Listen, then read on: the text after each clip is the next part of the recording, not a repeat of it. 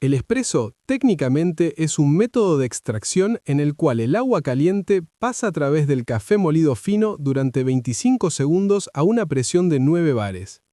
Gracias por ver mi video. Bueno, en realidad hay mucho más y te voy a explicar cómo se llegó al espresso que consumimos en estos días y qué es la curva del espresso que les voy a presentar. Hola, soy Ora y esto es InfoCoffee. ¿Te quedas a aprender?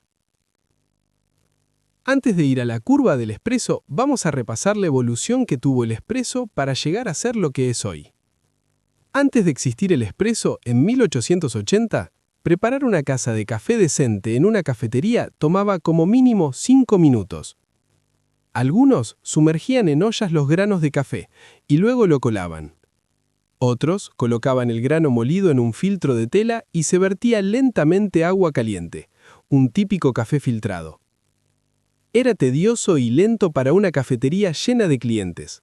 Los clientes esperaban y se impacientaban.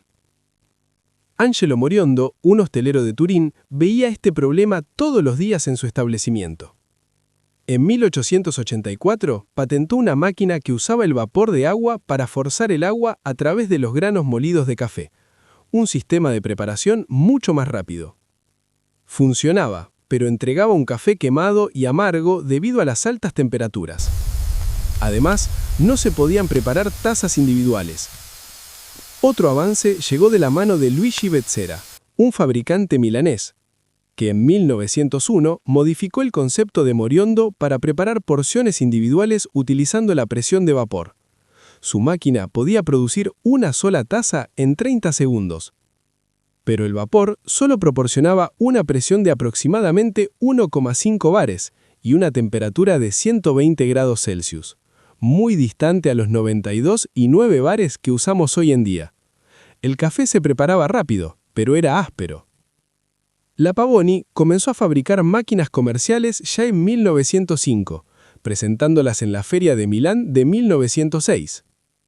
Aunque Desiderio Pavoni adquirió la patente de Bezzera, esta no resolvía el inconveniente de la presión, pero sentó las bases de la cultura del café italiano.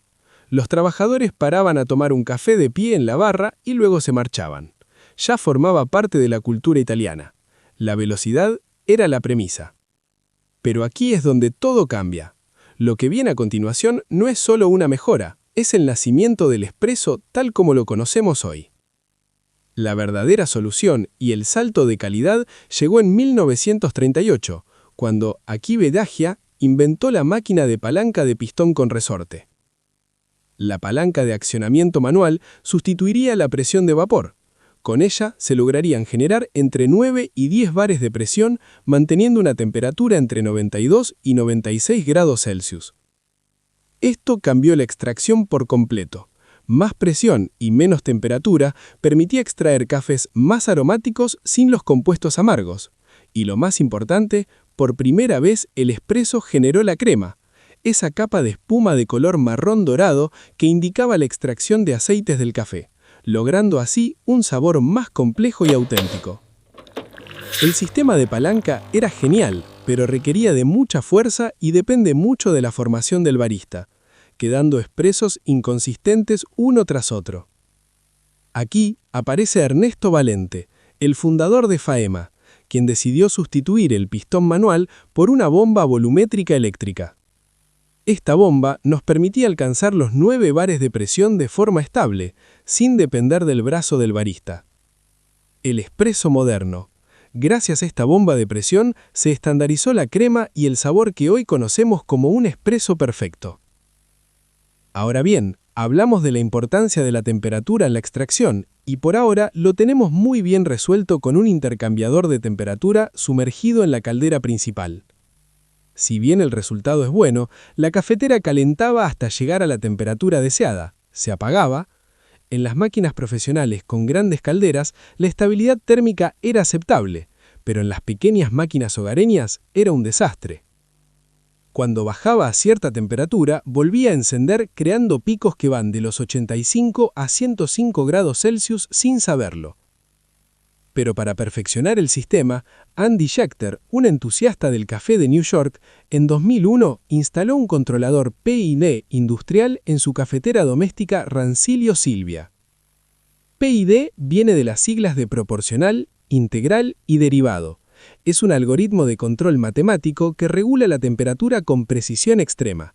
Algo así como que el controlador aprende cuánta energía necesita la resistencia y a medida que se acerca la temperatura objetivo, ejemplo 93 grados Celsius, envía pulsos cortos de electricidad para mantenerla exactamente ahí, con un margen de error de apenas 0,1 grados Celsius. Es decir, en vez de apagarse la resistencia, manda pulsos para mantenerse a esa temperatura.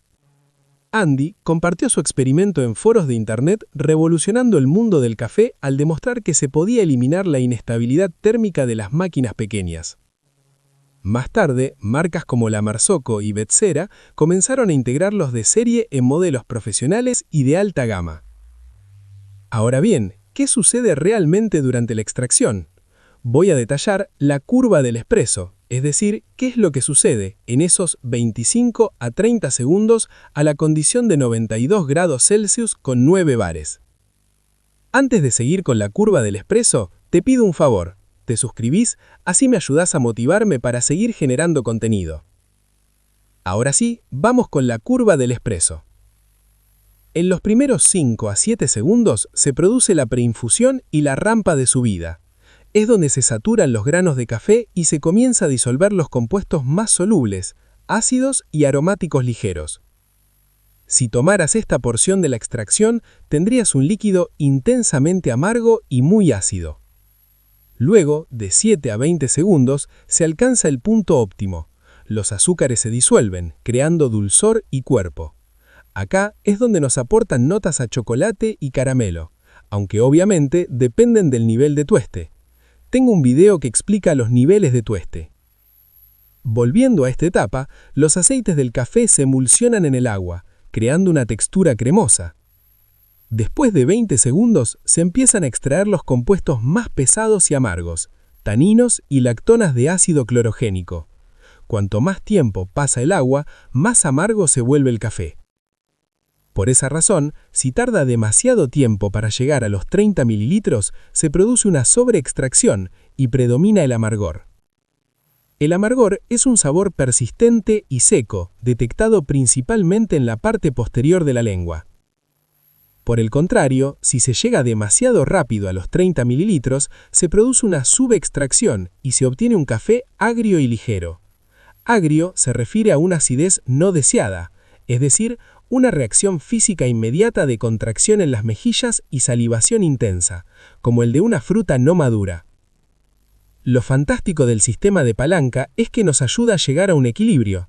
No quiero entrar en cómo preparar el espresso, pero sí quiero recordar que por eso la molienda y la presión juegan un papel muy importante en la preparación del espresso. Actualmente, las máquinas de alta grama imitan el sistema de palanca. Lo hacen para modificar la curva de extracción y así acentuar ciertas características. El movimiento de especialidad hizo cada vez más sofisticado y compleja la extracción en la búsqueda del café perfecto. Como vieron, lo que hoy tomamos en segundos llevó más de 100 años de ingeniería, prueba y error.